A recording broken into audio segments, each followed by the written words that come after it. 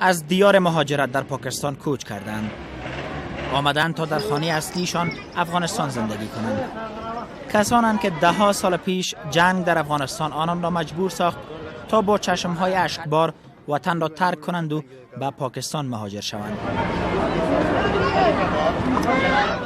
کودکانی که در پاکستان به دنیا آمدند، یگانه آرزوی خانوادهشان این است تا در کشور خود درس بخوانند و در همین جا شانه به شانه با دیگر افغانها در ساختن آینده آسوده افغانستان سهم بگیرند. دا خپل ته پیدا شوی اوس باندې په تعلیم کوو، د افغانستان خدمت وکړو، افغانستان کې به زندگی کوو.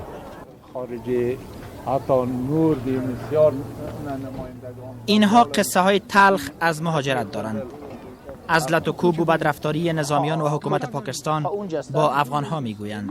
البته په نننی وخت کې د پاکستان حکومت داسې سلوک د افغانانو سره کوي لکه د حیوان زناور سره چې کیږي. پولیس ول خپل د جوب خاطر تنګول به کول کاډم در سره غوښه بکړي ته دا غزای د دې ځای د ایکسپایر شوی د خو سرکاري شه د ایکسپایر شوی نو مونږ خو نشو جوړول نه ډیټ ورکول شو. د افغانستان د سنگ افغانستان را میبوسد و بر پیشانیش میمالد. سنگی که به گفته این پیرمرد برایش با ارزشتر از طلای پاکستان است. نامش نصرالدین است. 35 سال داشته که روانه پاکستان شده است. 40 سال مهاجرت در پاکستان را پشت سر گذاشتانده و حالا 75 ساله شده است. یک پایش در یک حادثه ترافیکی در پاکستان شکسته است. با پای شکسته با اعضای خانواده‌اش به کشورش عودت کرده است. خپل وطن چې چاته ما سره رسید نو د بل وطن کې څه وایي چې مجبوریت نه دي.